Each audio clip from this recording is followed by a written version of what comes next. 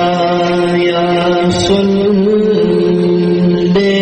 وسلم دائما أبدا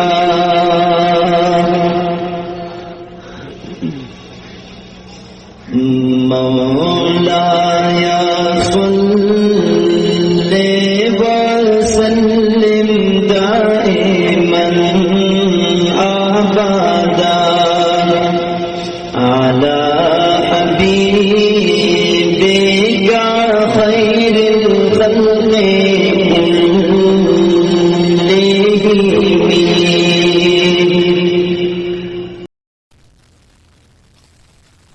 بسم الله الرحمن الرحیم. نمبر 6 ما ولا کا اسم. مرفوعات په اته قسم دي.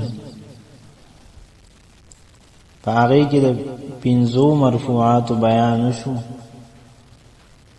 فاعل، مفعول ما لم يسمى فاعله، مبتدا، خبر او د ان او د هغه د امثالو یعنی د حروف مشبہ بالفعل خبر.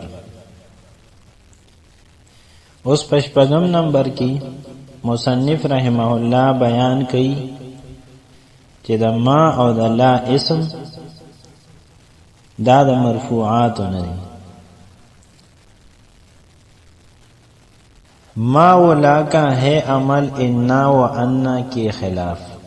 د ما او د لا عمل د ان او د ان خلاف دی.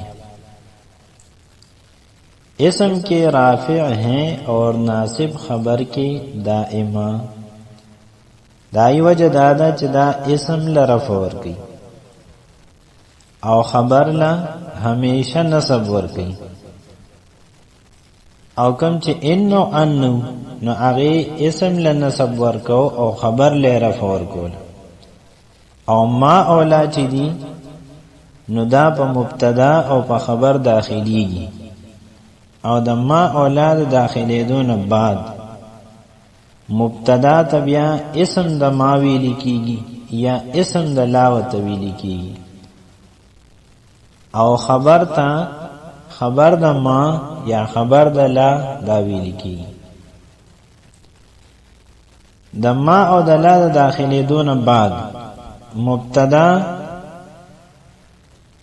د مبتدا کېدو په حیثیت سره نه بلکې د ما اولاد اسم کېدو په حیثیت سره مرفوع وي او خبر چې دین هغه د ما یا د لا د خبر کېدو په وجه منصوب شي. نو دا چون کی بیان دا مرفوعات دی نو په دی وجه دلته کې صرف د ما او د لا د اسم تذکرہ چې د اسم د ما او اسم د لا دا د مرفوعات نه دي. جیسے ما زید قائما په دې ځای کې زید قائم دا اصل جمله وا. زید مبتدا قائم خبر. د ما د داخلي دون بعد دا شو ما زید قائما. اوس په زید قائمون کې زیدون تا چې کوم رفع حاصله و نو په دی وجه چې مبتدا ده مبتدا د مرفوعات نه دي. لیکن اوس دلته کې په ما زید قائما کې چې زیدون ته کوم رفع ده نو دا د دی وجه نه چې دا اسم د ما دی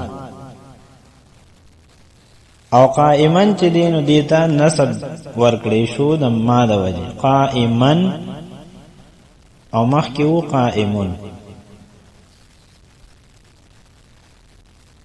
دغه شانت لا رجل افضل منك په دې ځای کې اصل کې رجل افضل منك. نو رجل د مبتدا کې د وجنه مرفوع لیکن کله چې په دې باندې لا داخل شو لا رجل افضل منك نو اوس دا رجلن د اسم د لا د کېدو د وجنا مرفوع دی او افضل دا خبر د لا دی په دی وجه منصوب شو مخکې وو رجل افضل منک لیکن د لا د داخله دو د وجنا اوس شو لا رجل افضل منک ترکیب دی ما نافیہ یا ما مشابه بلیسا دیتا ما مشابه بلیسا ذکوی چی دی ما او د لا چی دی معنی د نفی دا د مثبت نه منفی جوړي او لیسا هم د مثبت نه منفی جوړي نو دا مشابه دی د لیسا سره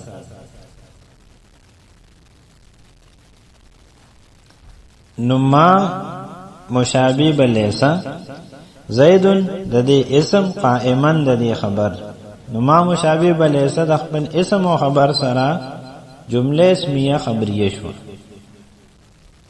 لا رجل افضل منک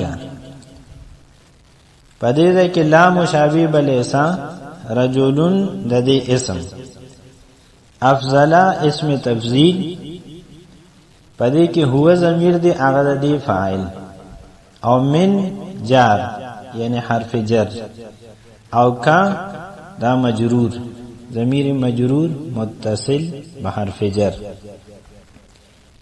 حرف جر سره د خپل مجرور نه متعلق د اسم تفضیل افضل اسم تفضیل سره د خپل فاعل نه سره د متعلق نه شبه جمله دا خبر د لا مشابه بلیسا لا د خپل اسم او خبر سره جمله اسمیه خبریه شو